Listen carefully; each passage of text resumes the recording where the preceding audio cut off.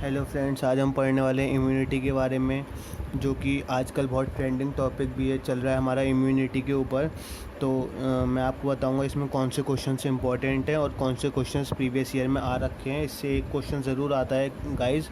Human health and disease से 3 question approx आते हैं, जिससे एक क्वेश्चन आपको इम्यूनिटी टॉपिक से आता है। सो हम इस टॉपिक को स्टार्ट करते हैं। पहली बात तो हमें पता होनी चाहिए इम्यूनिटी क्या होती है। इम्यूनिटी होती है हमारी ओवरऑल एबिलिटी जो बॉडी की होती है किसी भी डिसीज़ से या उसके डिसीज़ कॉजिंग ऑर्गेनिज्म से फाइट करने की जो एबिलिटी होती है उसको हम इम्यूनिटी कहते हैं।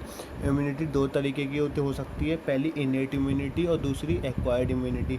इनेट इम्यूनिटी वो इम्यूनिटी होती है गाइस जो हमें इनेट इम्यूनिटी वो इम्यूनिटी होती है जो हमें बर्थ के टाइम पे प्रेजेंट होती है, मतलब हमारे जन्म से हमारे साथ होती है। इनेट इम्यूनिटी ये नॉन स्पेसिफिक होती है।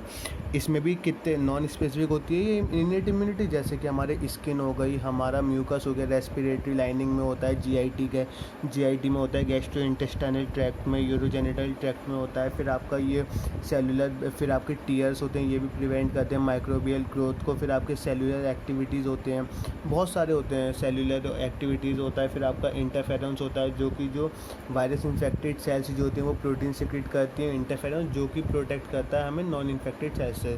और भी होता है जैसे कि आपका WBC तो होता है, ये RBC होता है, एंड PMNL इस न्यूट्रोफिल, इसकी फुल फॉर्म बहुत इंपॉर्टेंट है गाइस, पॉलीमॉर्फोन्यूक्लियर ल्यूकोसाइट्स। तो आइए गाइस हम देखते हैं बुक में क्या लिखा है। बुक में भी बता रखा है इनेट इम्यूनिटी जो होती है नॉन स्पेसिफिक टाइप होता है डिफेंस का, ये हमारे प्रेजेंट होता है at the time of birth में। फिजिकल बैरियर में क्या होता है, फिजिकल मतलब फिजिकल से पता ही लग रहा है, स्किन होता है, स्किन इन आवर बॉडी होती है, ये अपने आप में प्रिवेंट करती है माइक्रो ऑर्गेनिजम्स की एंट्री को। स्किन से कोई भी अंदर नहीं आ सकता हमारी बॉडी के, कोई भी माइक्रो ऑर्गेनिज्म हो गया।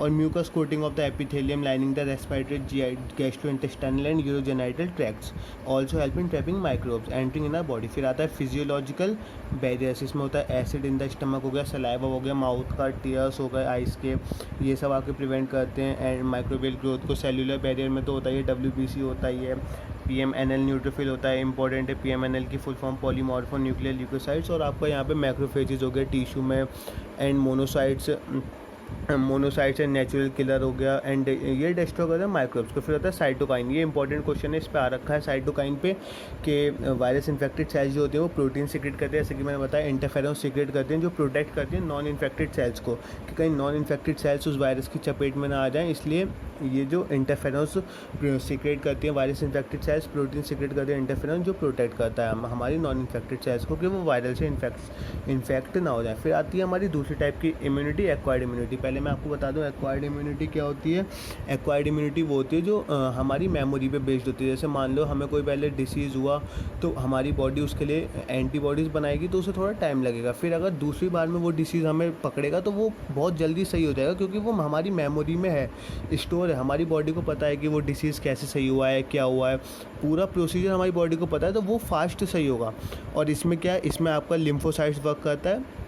और इसमें ये पैथोजन स्पेसिफिक होती है। और फिर इसमें बहुत सारी आपकी एंटीबॉडीज़ प्रोड्यूस्ड होती हैं हमारी बॉडी में, AM, IgA, IgM, IgE और IgG।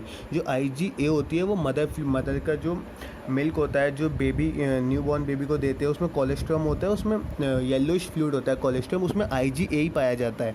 तो आइए गाइस देखते हैं बुक में क्या लिखा है। बुक में लिखा है पैथोजन स्पेसिफिक होते हैं, कैरेक्टराइज बाय मेमोरी, जैसे कि मैंने आपको बताया।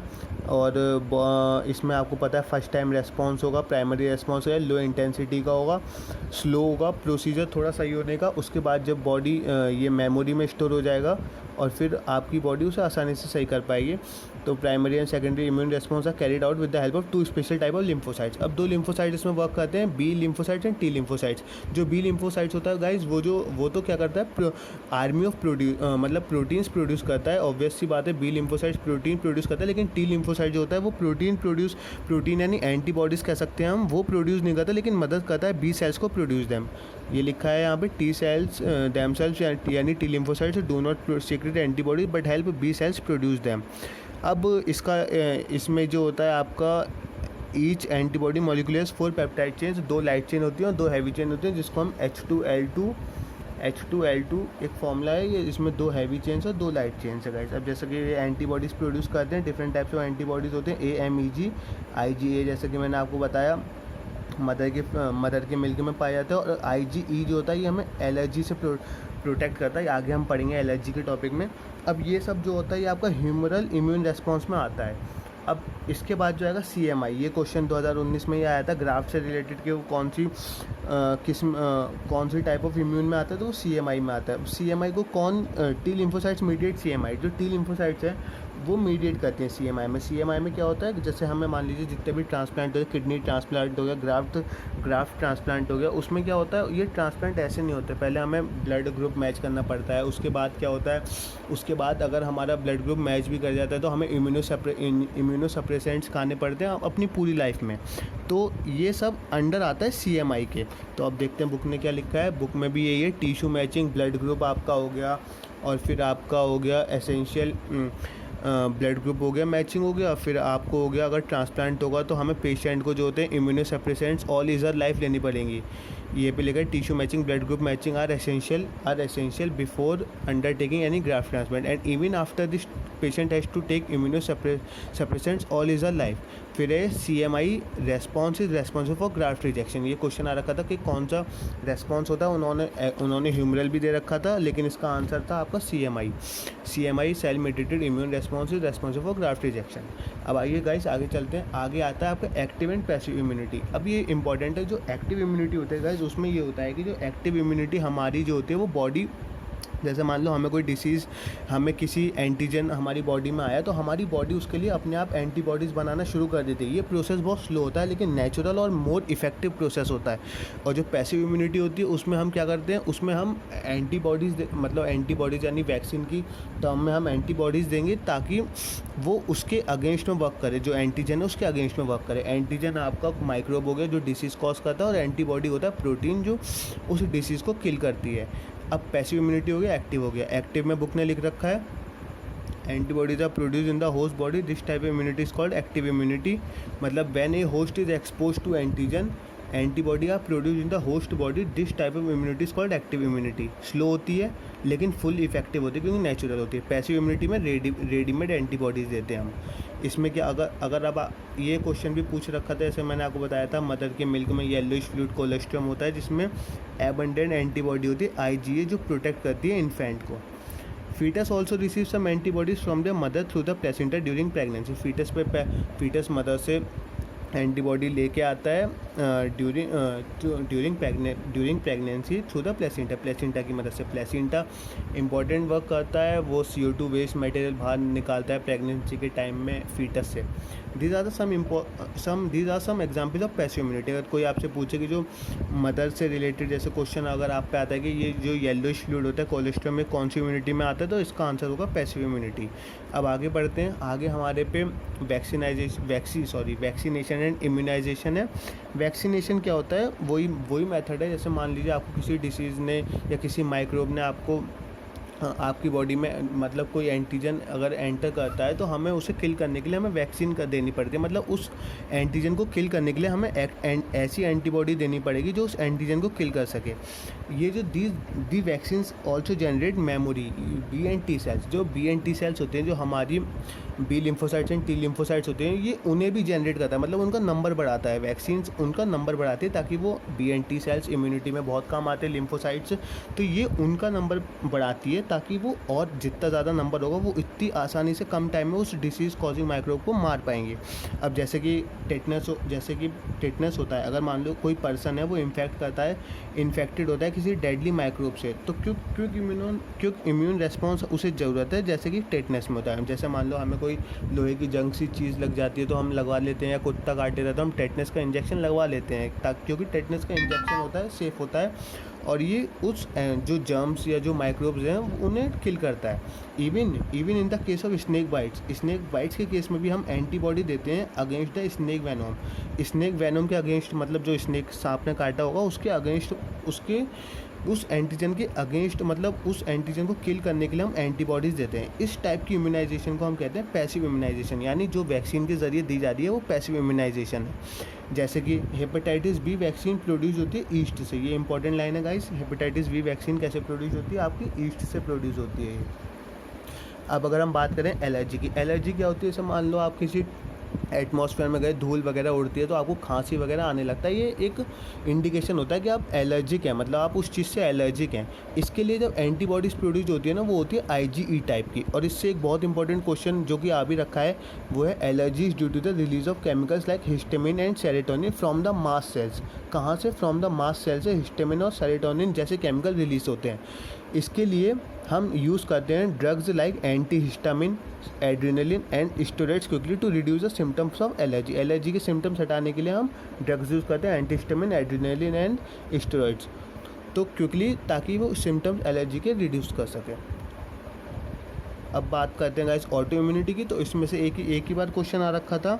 ऑटो इम्यून पहले बताता हूँ ऑटो इम्यून क्या होता है। जैसे मान लो जो समटाइम्स जो हमारी जेनेटिक या किसी रीज़न से जो हमारी बॉडी है ना वो अपने ही सेल्स खाने लगती है, मतलब हम अपना ही घाटा कर रहे हैं।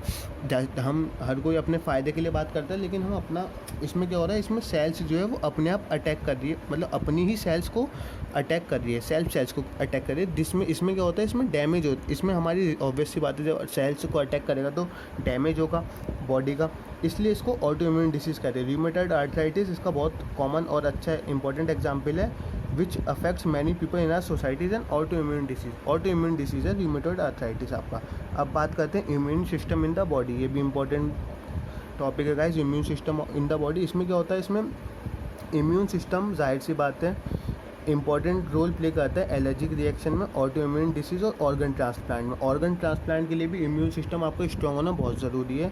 इसमें लिम्फॉइड ऑर्गन्स वर्क करते हैं। लिम्फॉइड ऑर्गन्स दो तरीके के होते हैं, एक तो प्राइमरी होता है, सेकेंडरी होता है। प्राइमरी में आता है आपका बोन मैरो और थाइमस, सेकेंडरी में आपका आता है स्प्लीन हो गया, पियर पैचेज होते हैं, टॉन्सिल्स वगैरह होते हैं, ये आपके सेकेंडरी में आते हैं। तो अगर हम देखें तो बुक में क्या लिखा है, these are the organs where origin and और maturation of proliferation of lymphocytes occur. Lymphocytes का जितना भी मैचुरेशन है वो इसमें आपका लिम्फॉइड ऑर्गन्स में ही होता है। अब जो लिम्फोसाइट्स हैं वो हमारी इम्यूनिटी के लिए बहुत इंपॉर्टेंट है, मैं आपको बता चुका हूँ। तो जो प्राइमरी लिम्फॉइड ऑर्गन्स होते हैं, जैसे कि बोन मैरो, अब बोन मैरो में क्या होता है, बोन मैरो में आपकी सारी सेल्स जो बनती हैं RBC WBC और लिम्फोसाइट्स जो आपके बोन मैरो में बनती है, हम आगे पढ़ेंगे। और जो प्राइमरी लिम्फॉइड ऑर्गन्स होते हैं बोन मैरो थाइमस होते हैं, वेयर इमेच्योर लिम्फोसाइट्स, जो इमेच्योर लिम्फोसाइट्स है वो डिफ्रेंशिएट होते हैं यहाँ पे, और यहाँ पे differentiate into antigen sensitive lymphocytes. अब ये यहाँ पे डिफ्रेंशिएट होंगे मैच्योर, और जब ये मैच्योर हो जाएंगे यहाँ पे तो आफ्टर मैच्योरेशन ये भेज दिए जाएंगे, ये माइग्रेट करेंगे आपके सेकेंडरी लिम्फॉइड ऑर्गन्स में। जैसा कि फिर मैं आपको बता चुका था सेकेंडरी लिम्फॉइड ऑर्गन्स कौन से होते हैं, इंपॉर्टेंट है spleen, lymph nodes, tonsils, Peyer's patches of small intestine और अपेंडिक्स, ये आपके सेकेंडरी लिम्फॉइड ऑर्गन्स होते हैं।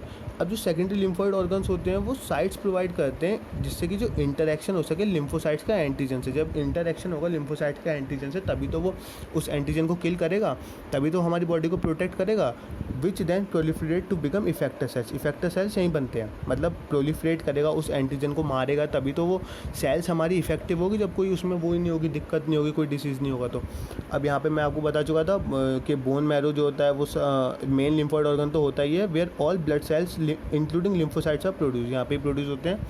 फिर यहाँ पे कुछ थाइमस के बारे में दे रखा है। थाइमस लोब्ड ऑर्गन होता है, हार्ट नियर द हार्ट होता है, and beneath the breast bone होता है।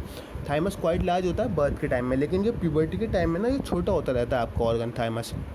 यहाँ लिख रखा है time of puberty it reduces to very small size.